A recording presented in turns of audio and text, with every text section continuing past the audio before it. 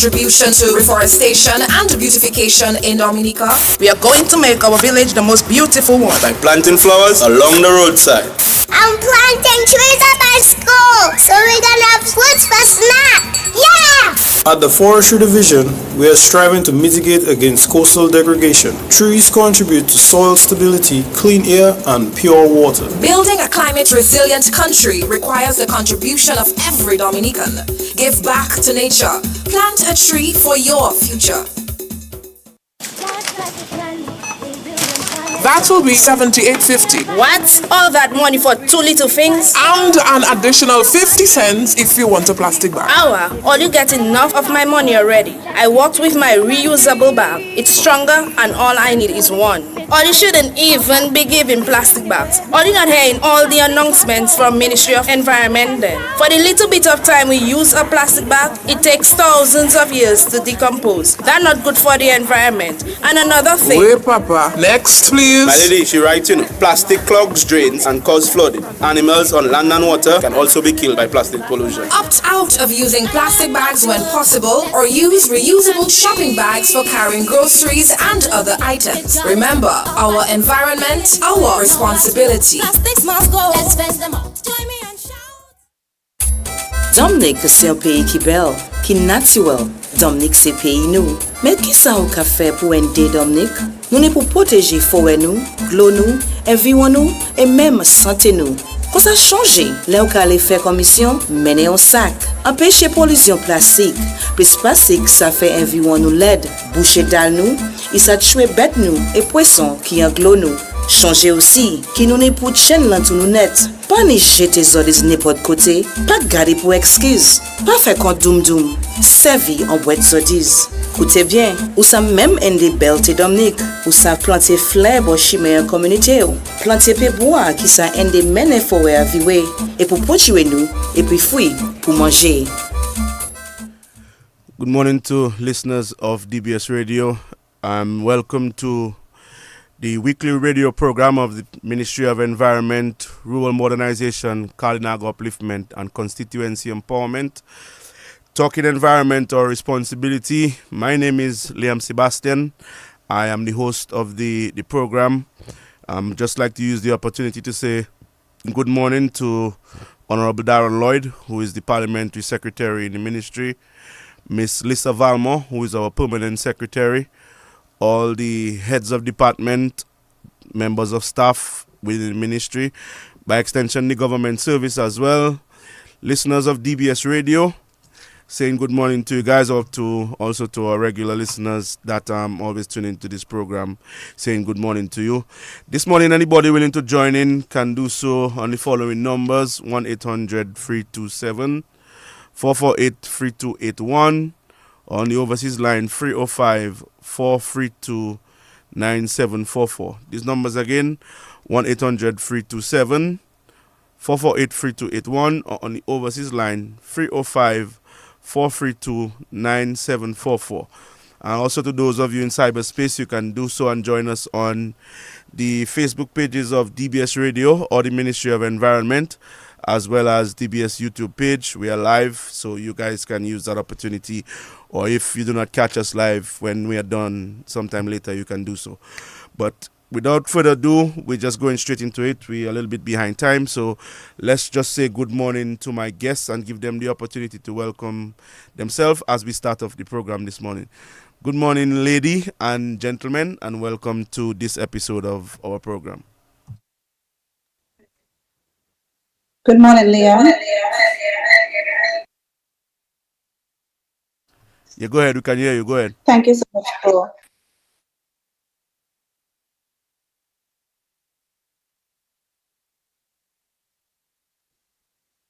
much for having us this morning.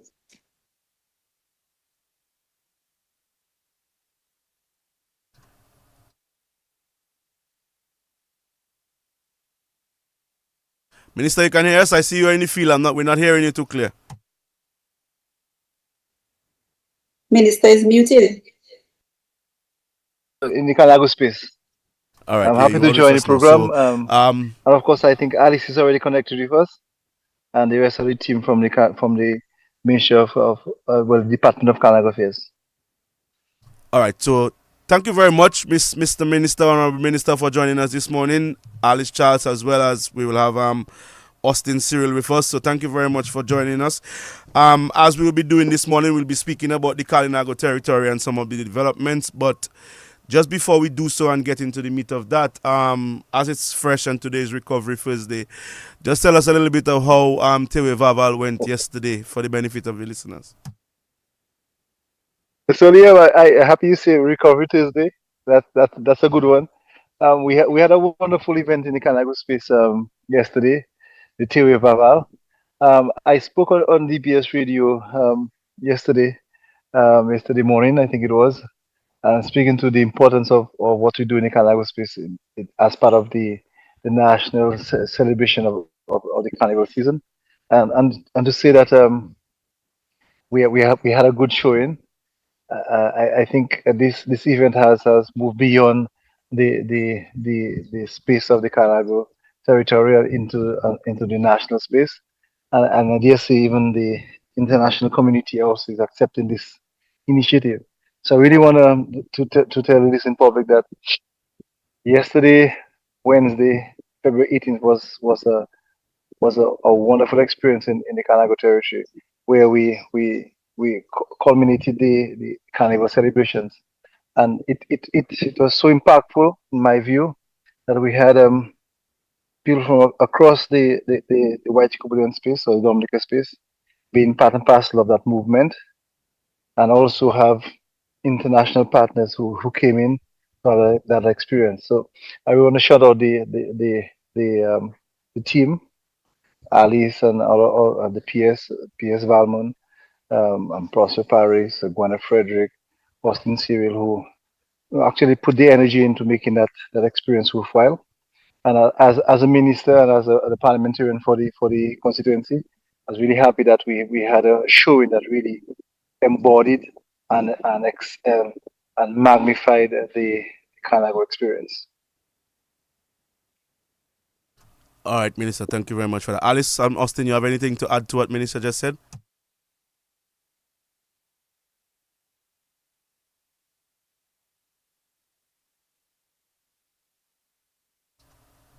Okay, well, I'm guessing not. But Minister, as we move into the discussion, right, we start off with you as we're talking about some of the developments in the Kalinago territory. And one of the biggest projects that we currently have on island, some persons may not be aware, is the Kalinago Territory Multipurpose Center and Emergency Shelter.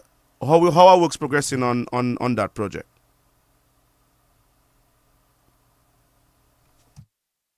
So Liam, as you speak, works have improved in the last few months.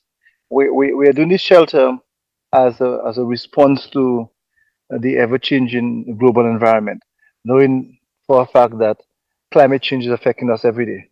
And there was an announcement by the Prime Minister in 2017 after Hurricane Maria to make Dominica the first climate resilient country.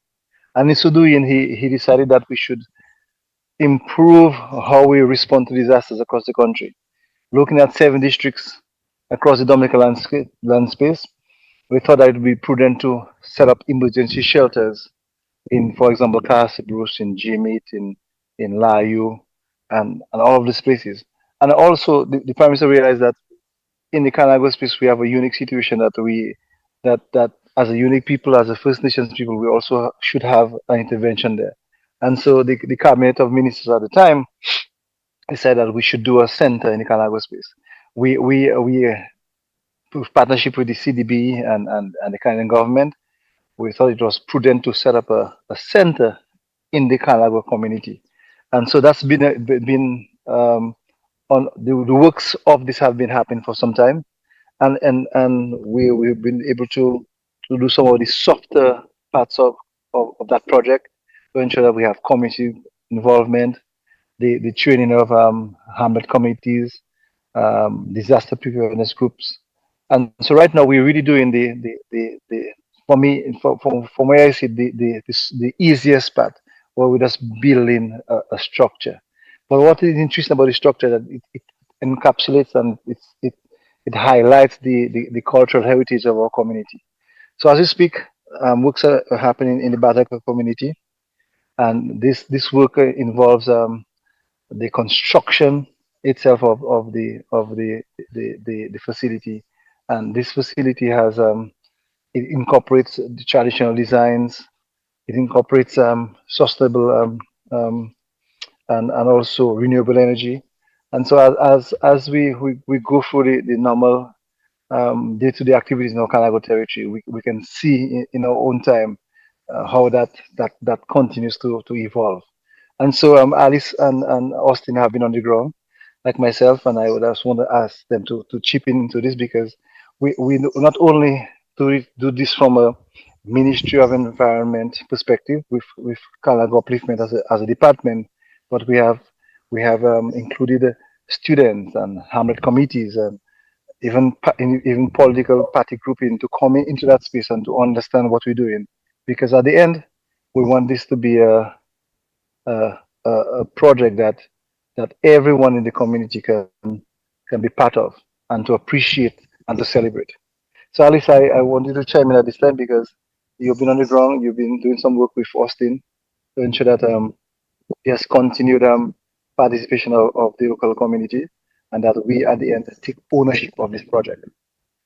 Yes, thank you, Minister. And Liam, definitely, like Minister said, there are softer sides to the project besides just the structural building itself. We are currently in the process and we'll be putting out very soon four tenders under this project. And one will be for training for the Hamlet development committees and for the persons who will also be managing the facility. We'll also be putting together a manual for the operations of the facility as well as the maintenance of the facility.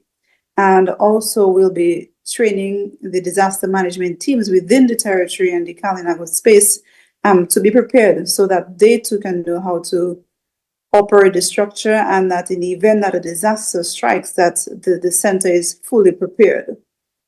So besides the structure itself, we want to ensure that the people are equipped to maintain the building and also to ensure that in case a disaster strike, that the team can go into full operation and that the way it is built, it can be functional and it can have the impact that it is supposed to have in the design and when the building was conceptualized.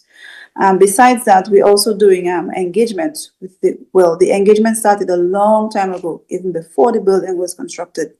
And that continues as well. So we've had groups of people who are going in to visit the site and to get an appreciation because as of now, it is boarded off. It is boarded off. So you can't see what is happening inside until, they put down all of these barricades.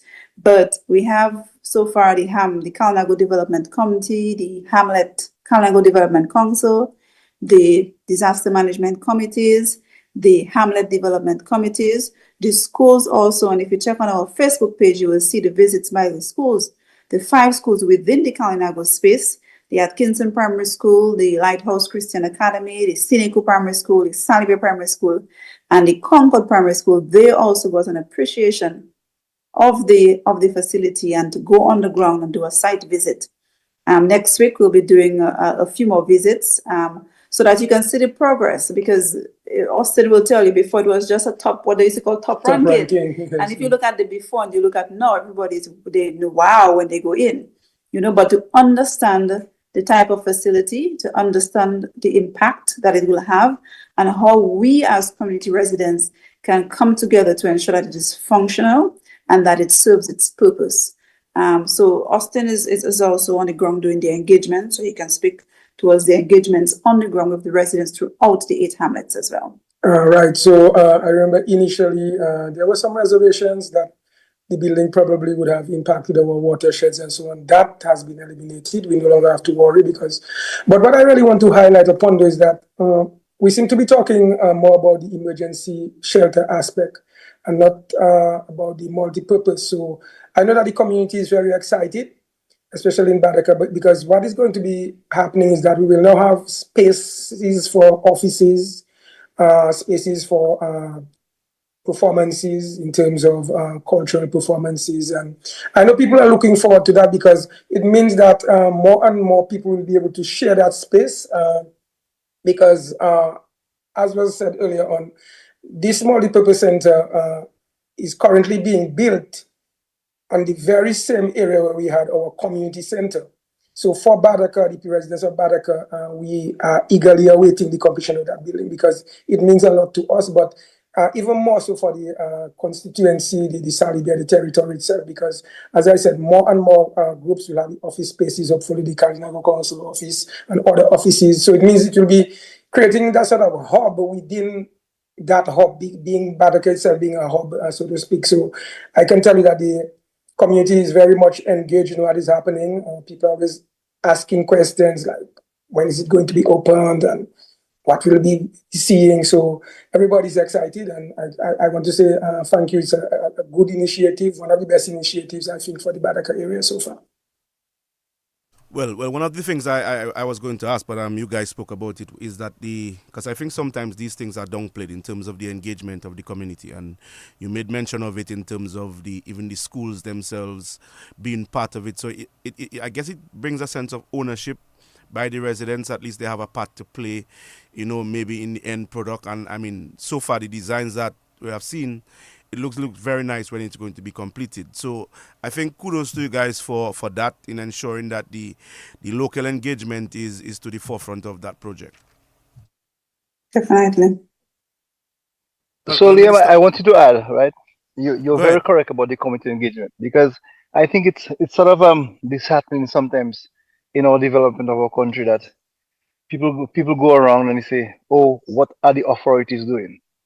And divorce themselves from that whole development. And so when I sit as a minister and a parrot, sometimes it saddens me, man, when people say what the authorities doing. But also we have a responsibility. So in the center, we are trying to push a good model or best practice that you don't only wait when it is built to see how you can benefit from it, but in the process of it being built, you can actually participate. You can criticize, you can have ideas, because while we're doing this, we realize that while we're doing construction works, that there's something that you as a community member, local citizen, may have an idea, and that idea can be inculcated in the project. So we're trying to move away from just being just passive bystanders to our development and be active in involved citizens in that entire process. So that for me, Liam, is the model I would try to do within the project itself. I think it's one that we can help to inform the national development, and also it's a little nugget that we can lend to global development itself. In terms of timelines, though, Minister, I mean, I know from our standpoint, we know that there were some delays earlier. When can we expect completion of that project?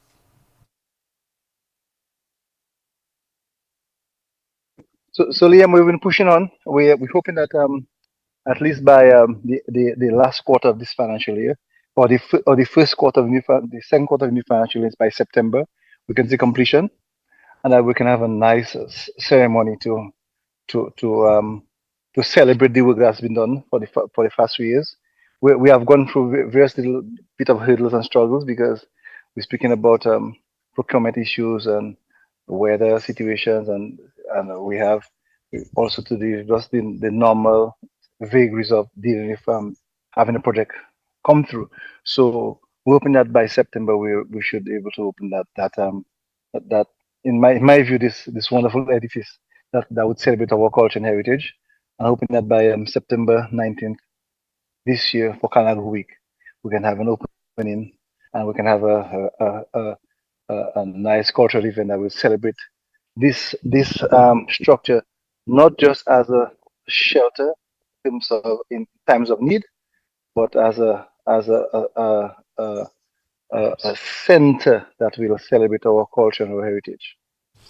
Certainly, well, I'm sure folks of the Kalinago territory, and well, all of us will be looking forward to that, because as I said, the designs are beautiful in terms of that project. And I guess it would just strengthen, the resilience, because that's one thing that we pride ourselves on in terms of the resilience. And then speaking about that, it brings me to the next question that I have to ask. as it relates to the resilience. And then there's a project that is ongoing in terms of the strengthening resilience within the Kalinago territory.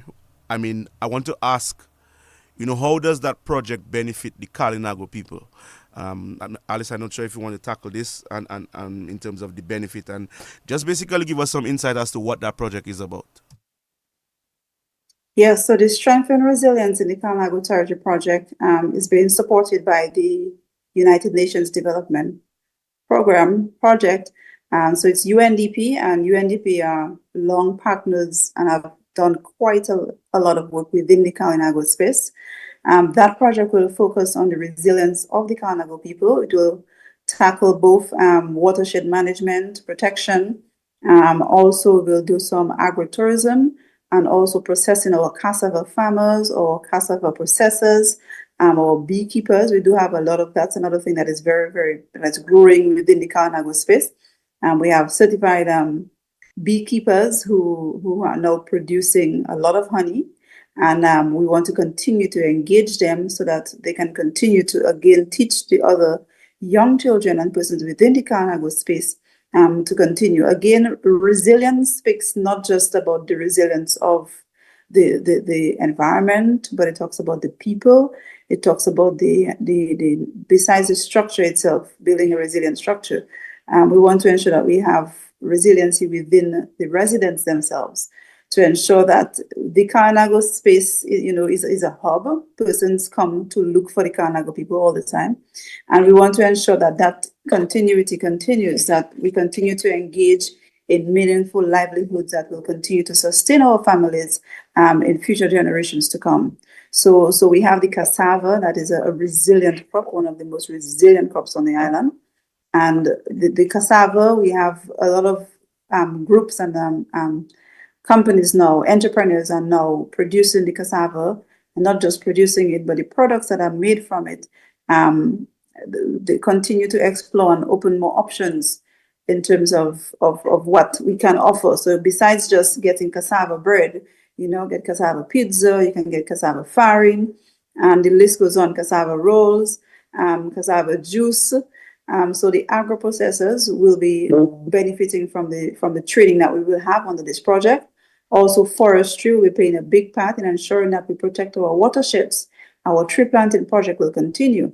And in the Kalinago space, the name of the hamlets themselves can tell you the number of rivers we have. Crayfish River, Gullet River, Maho River. We have the Isulukati Falls. So within the Kalinago space, the water catchment areas, we have a lot of them. We do have what you call the natural spring water. In Bataka, there's one called the Sus. So there's one called the tank in Crayfish River. So all of these water sources, we have to continue to protect them.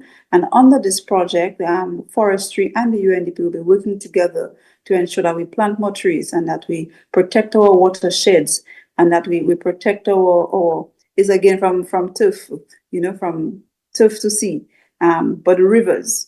We want to ensure that we protect it and that our water sources will continue to be protected so that generations to come that will be able to have clean drinking water that the community residents can continue to enjoy.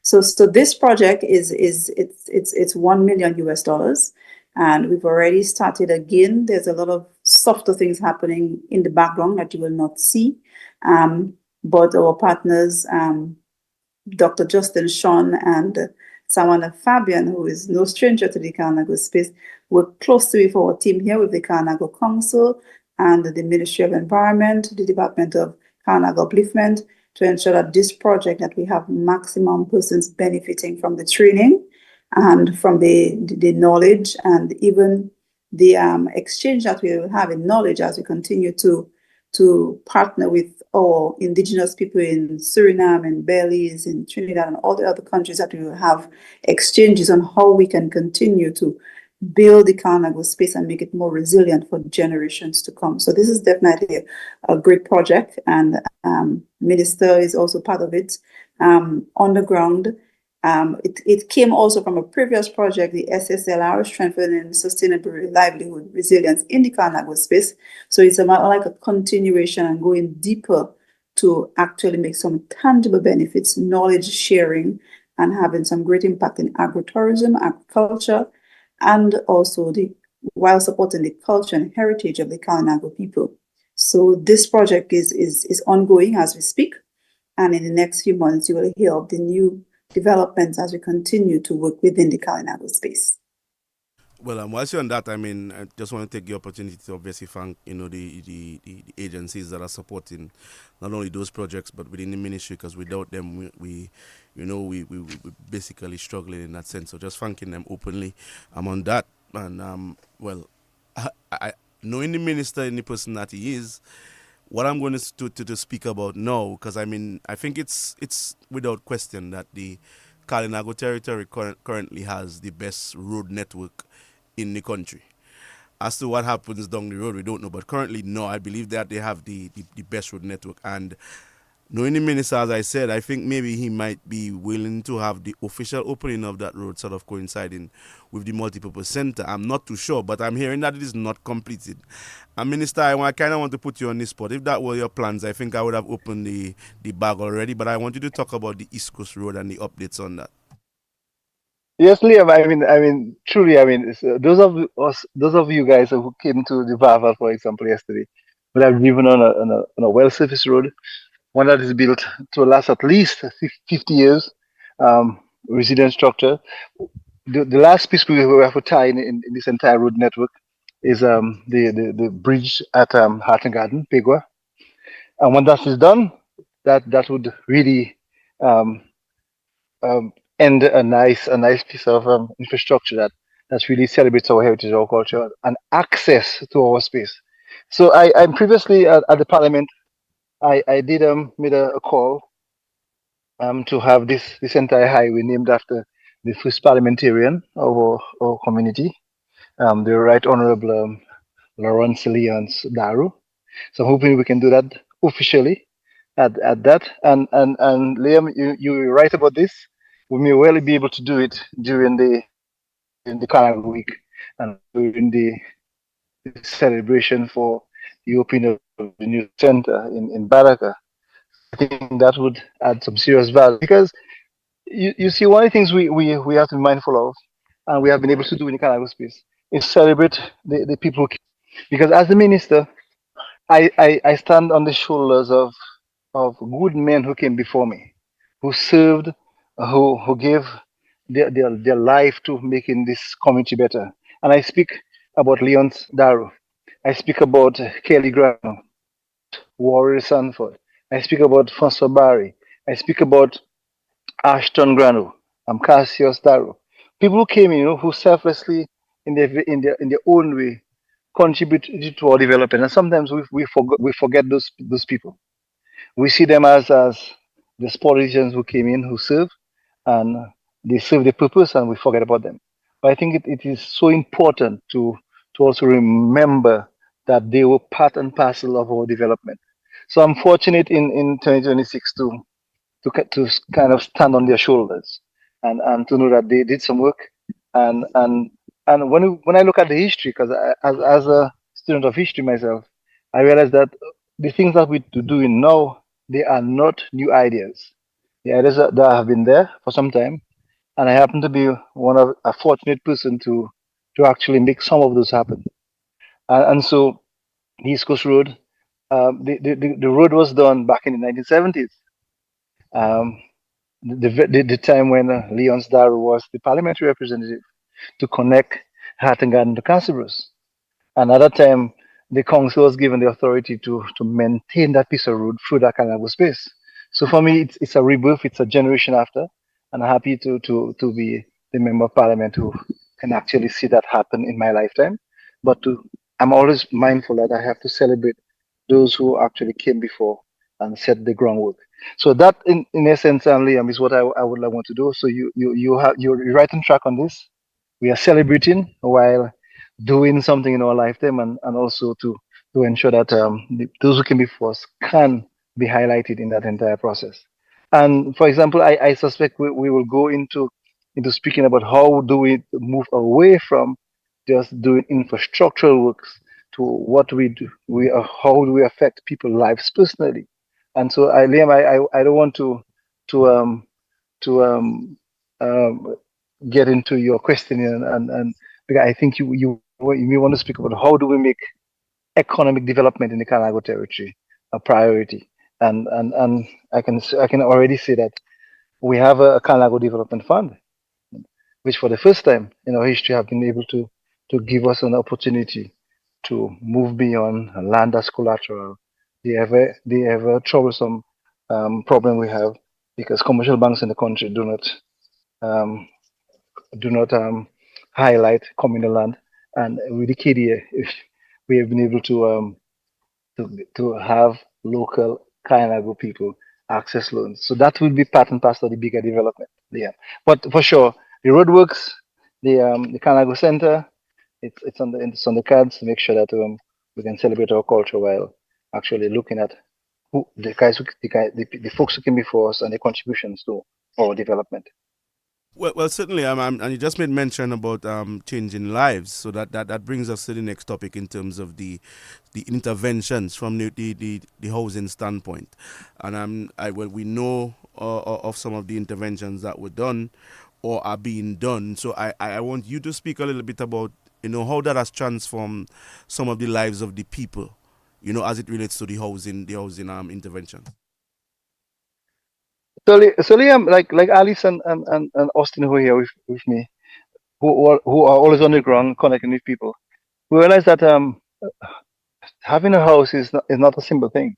I mean, there are people across the country who, in the last 30 years or 40 years, have expended a lot of money in building their own homes, and we've been fortunate in the Kalago space to able to benefit from government intervention. To say that we're speaking of being a resilient country, so that means we have to build capacity, but also look at how we treat citizens in that space. And so in the Kalago territory, in the Cyber constituency, we were able to build 50 homes funded through the European government. We've been able to benefit from more than 125 homes from the Housing Recovery Project. And we've been able to benefit from more than 60 homes that have been built through with government interventions to ensure that people in that space have a safe home, have a safe space to live in. Because Liam, after Hurricane Maria, we seem to forget across the country that after Hurricane Maria, our country was totally devastated, and the government had to intervene to ensure that we can protect lives moving forward. And there are few people who are vulnerable, who are not able on their own to make those investments. And so when we come into the Canada space today, you will see a transformation because we're talking about people who had the simple homes, wooden homes, galvanized roofs have climate resilient homes, concrete homes. Now, some may argue that this may not be culturally or heritage appropriate, but we also have to be mindful that we are living in an ever-changing society, and that the responsibility of a government, for the most part, is to ensure the security of its citizens. And in some cases, we may have to have some sort of cultural shift and also some sort of cultural adaptation. So I'm really happy for the beneficiaries across the constituency who are benefiting from those homes. And when you drive through the Canada space, you can actually see a serious transformation. So for me, that's big. That's no easy feat for a government to do. In my understanding of the history of all the cyber constituency, no government before has done it. And I want to celebrate my government and the leadership of the Prime Minister, Honorable Dr. Roosevelt Skerrit, who have made the investments in that space. And I really want to call on the beneficiaries to ensure that they keep those investments intact, and to be grateful for that intervention, and to understand that we have in the government a partner who understands our situation and who is willing to make investments in that space. Yes, Liam, I don't want to interrupt you, but I just want to add something to what the minister just said. I think sometimes we take for granted that things simple happen, but I want to really say that a lot has been happening in terms of the interventions, because if you look at what is happening in the territory, we got a brand new road. We have the multipurpose center under construction. We have a school, brand new primary school at Sineku. a brand new water system, because while the road was being built, the old system, water system, although it was still functional, due to the fact that it was running in the center of the new road that was being constructed, it had to be replaced.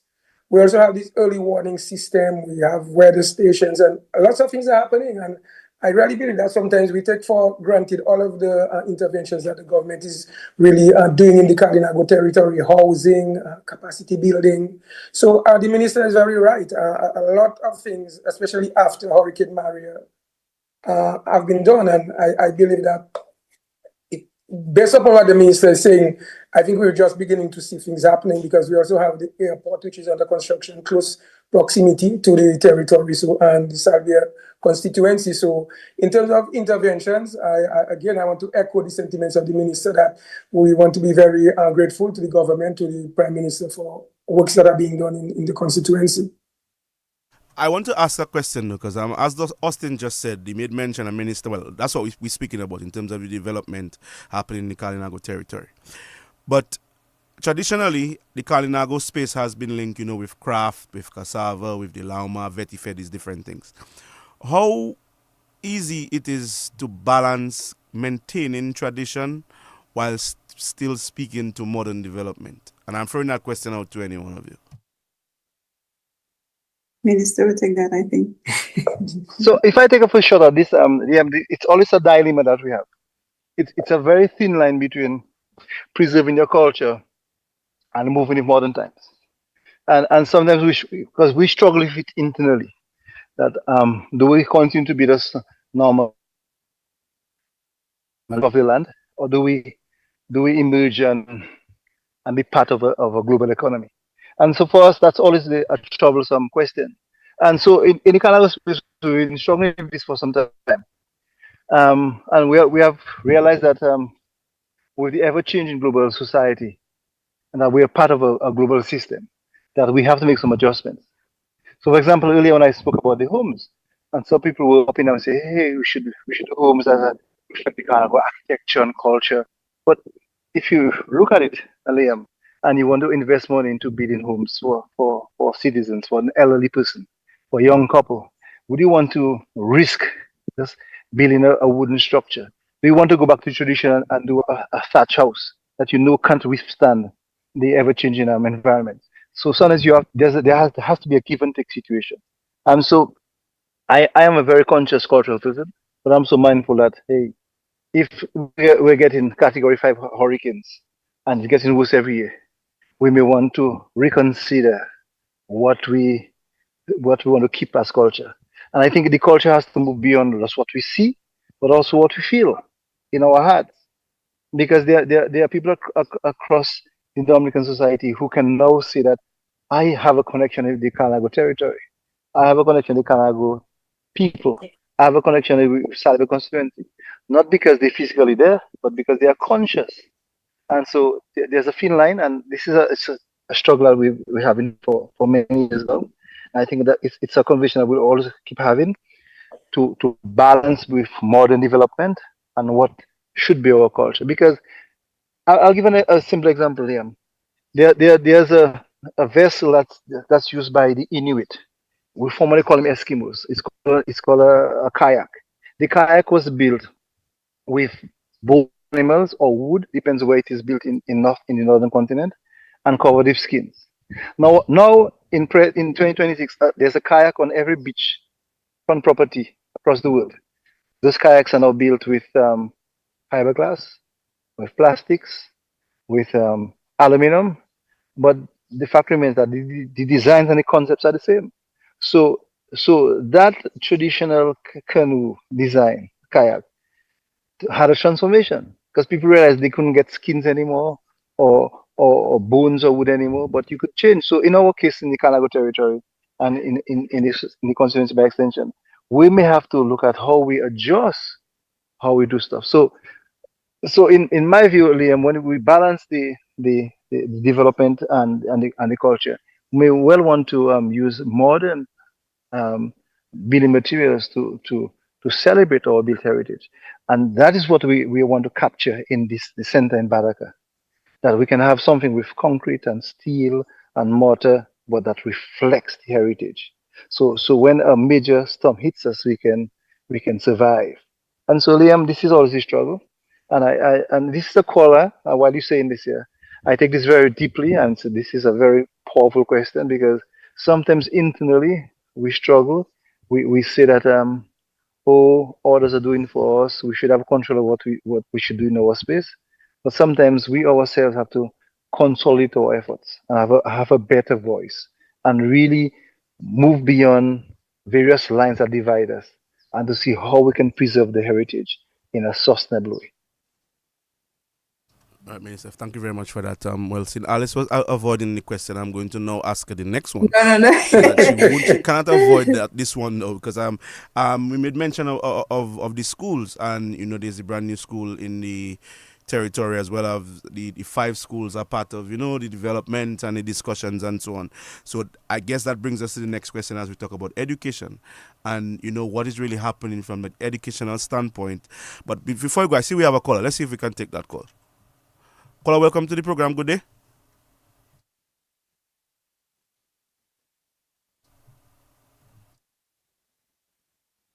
Okay, we seem to have lost that caller. But so Alice, as we were speaking about the education as it relates to in the territory, I want you to speak a little bit about that. So I'm coming directly to you now. Yes, before we move on to education, I just want to chime in and support what the minister was speaking about, the housing intervention. Just last night at the event, Liam, this lady approached me, and I mean, every time she sees me, she's so thankful for her home that she received from the government. And it just tells you, besides just building a home for somebody, which is a physical structure, sometimes we take it as just a structure, but changing the life of the person and giving them that sense of security and peace of mind is more than just the concrete and the mortar itself, And the lady told me again just last night, I tried to get my son up in the morning and he's so comfortable sleeping, he don't want to get up. But if it was before, the roof was leaking and he would not be comfortable. It just shows that he's so comfortable. And I'm so thankful. And she was going on and on about how grateful she was for the home. So that here again talks about not just a structure. It talks about the livelihoods, the persons individually, basically humanity, just bringing comfort to somebody's life. It's deeper than just the concrete and mortar, But for education, definitely the 5 schools within the Kalinago space, we continue to engage them. And something else that we are doing as well, and we're going to incorporate this year, which is on our calendar of events. Every year we focus on the Kalinago language during Kalinago Week. What we are doing now is we've brought in support, and we want to bring more support to the schools to go in and at least do a session at least once a month to have them learn the Kalinago language, be familiar with the Kalinago language. It's just like when you went to high school, and Liam, you did French in first to second and third form before if you chose French as a subject, then you would do it in fourth and fifth form. So we want to also do that to give them the introduction of the Kalinago language so that more persons they can tell you what the I is in the Kalinago language. I know Zahari have it locked down at TBS, but the Kalinago words, they are familiar to know what the I and the nose and the mouth is, the days of the week. So that too we want to incorporate. Our teachers and our principals are doing a very great job in terms of ensuring that the students continue to immerse themselves in the culture. So you see at their costume day, for example, that you will see the traditional costumes being made. The teachers encourage them. So again, we want to thank and shout out to all of the principals in the Kalinago space, Mr. Andel Challenger, Ms. Wheeler Cyril, Mrs. Lauren Bell, Ms. Muriel John, and Mr. Ricky Ellick. We want to thank them as well, because as principals, they also understand that, yes, they do operate under the curriculum of the Ministry of Education, but taking into consideration the cultural sensitivity of the Kalinago space, they do go above and beyond to ensure that the culture and the tradition, the history of the Kalinago people, that we want to continue to tell, because after our forefathers, our cultural elders pass on, We want that tradition to continue. We have to continue to tell the story to our grandchildren, our great grandchildren. So the schools are definitely working together. Our principals are doing very well. Our teachers are doing very well in ensuring that our students do not lose the tradition, do not lose the culture, do not lose the heritage. Alice, let me ask you to hold that Ministry point of because we Environment have is two calls supporting. coming in. So let's see if we can get them. Caller, welcome to the program. Good day. Hello? Yes, we can hear you. Go ahead.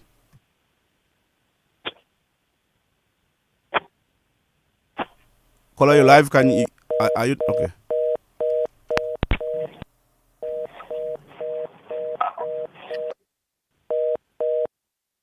All right. Sorry about Alice. You can go ahead. No problem. Yes, and I just want to say a shout out to our folks listening online. We have Yanetta Lucian. We have Diana Libla, just commending the ministry for the great job and the minister for the great job. Of course, building our people, building our Kalinago people, like I was saying Alice, I'm yesterday. going to cut you off again. It seems like a person is Go calling ahead. again. So let's see if we can get them. Good day, caller. Welcome to the program. You're live. Hey, morning, sir. Good morning. And morning to the minister and the people from the Card territory, the indigenous people. Yes, go ahead, sir. Okay, I just want to say morning to the minister, and I like the topic he's talking about. I believe the Amerindians, the indigenous people, have very good products we could use for marketing our tourism products. Even for the carnival, you used to see more of it. One of the things I would advise him, he needs to integrate some of his products, the indigenous people, into the city. They need a location because not everyone that goes up to the territory to see the people, and this is one of our brands the people come and look for. Even the cultural arts and the handicraft furnitures and things they make, the souvenirs. I from the north. I look at the Concord area between Concord and Marigot and Kai territory. And Kalinago territory. Kalinago territory. Yes, Kalinago territory. Sorry about that. There are products there, but I think we need to do some more work on it, as he's saying. My name is Ronnie. I do some work in that area up there, tourism in Marigot, in Concord. The Eco Village, I was part of working with some of the indigenous people from the Kai territory, the fellas like Sexy Bones. I want him to put more into it. I would like him to put more into it, sell it as a brand. Even in the Hatton Garden Junction, it's supposed to be a big enterprise. And we have the heritage site, which is Montapito. That's a place you're supposed to see more of our local products along the roadside. I believe in the 80s, it used to have a big enterprise up there at Montapito in Pocassia, at the roundabout. I think they need to push more to the marketing end, more to the road. I think I told him that already. It is right in Hatton Garden there. The land is not the government land, but they could rent it, put up some small, boutiques so that the people that passing through, going through the airport can buy some of them products. So I'd more want them to work into some of them things because you make the products, but you need the end to sell it.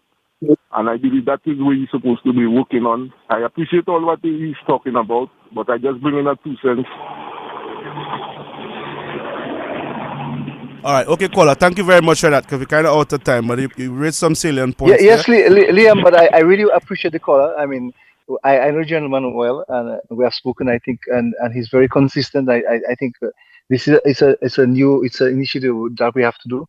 That we have to, the product of the Kalinago territory has to expand beyond the borders, and I really like that. And for me as a PAL rep, it is so refreshing to hear someone from outside, can see what we have. Sometimes when you have something in a community, you take it for granted that it's always be there. And suddenly it takes someone from outside to come and tell you what you can actually create. So that's like the Vaval, in the post-mortem of the Vaval, a lot of ideas came from people who were there in the Vaval last year. And this year we made it better. And even this year, they came in and they say, Minister, we can make it different. We can make it like a little hyper. We can do certain things. So I really appreciate that. And I think that our community can be much better when we have positive enforcement, positive criticism from people outside, because sometimes we really do take for granted what we have as a unique people across the board.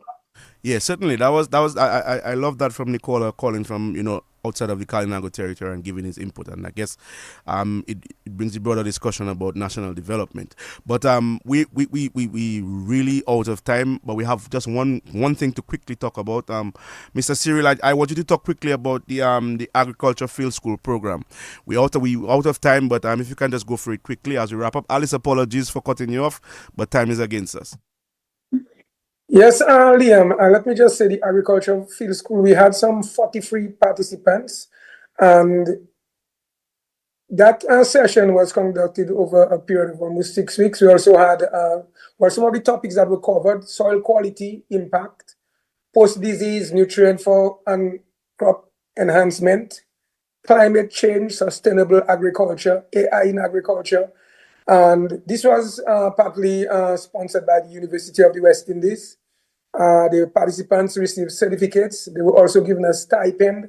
But this was pretty much in keeping with building, again, the resilience that you spoke about earlier on. So it's not just putting up buildings, but also building capacity within the different sectors in the community. So agriculture, the territory, pretty much agriculture-based. Tourism, craft items craft plays a very important role, but agriculture is also plays a very significant role in the territory. So it's an ongoing process. We also distributed some fertilizer to small farmers. I do not want to leave that out, because while we're talking about the field school, the small farmers, they too also play a collective role in moving the agricultural process in the Kalinago territory. So to just sum it up, I really believe that the field school was very successful from all who were involved. We had that big activity recently at the Barana Ote, and the sort of graduation ceremony. So it is ongoing. As I said, we've also had some field school prior to that with WUS for pepper production, hot pepper production. And prior to that, another short field school where we did the, that one was specifically held for the production of Irish potatoes, white potatoes. Okay, all right. Thank you very much for that, Mr. Cyril, to close us off. I want to thank the Minister, Alice, and yourself for joining us. And let me just give you guys quickly the opportunity to wrap up, because as I said, I want to thank the honorary Kalinago citizen who is on deck, Hazari Williams, because for giving us the time. But quickly, as we wrap up, your final words. Okay, I'll take No, go ahead, Austin. Go ahead. Minister, so I'll take it first shot, Minister. I want to make it very brief. I want to say that at this time, Liam, you touched on something that was very important, like we're in moving forward. I believe the time is right where change is constant. So I believe the people for us in the Kalinago territory, the Salibia constituency, I believe keeping that cultural heritage is very important, that part alive, within us, the community, but we also have to be reminded that change is taking place. But I also want to say that I'm very grateful that we are actually seeing the change. Change is happening, definitely happening.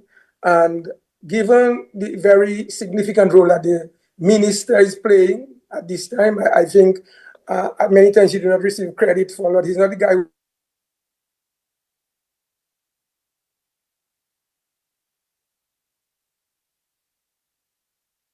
I know deep within, given some of the conversations that we have had, that there are many more things that are on the horizon, many more things that will be happening within the very close future. So I just want to say, again, congratulations to the minister, congratulations to the government, the prime minister, and of course to the people, the Kalinago territory people at the Salibia constituency, who are always working hard, ensuring that our projects and programs are successfully completed. Give Alice and minister, because we're out of time. Yes, for me, I suspect we have to do a entire month for Kalinago upliftment. Maybe next month, the entire month, every Tuesday, because we do have a lot of stuff. I really want to thank the listeners and Alice and Austin for joining, and Liam, your leadership in really guiding us through this entire process to celebrate what we do and also to communicate with the public on our achievements so far. Okay, so Minister, what you just said, I'm sure PS is listening, so she will guide us as to that part.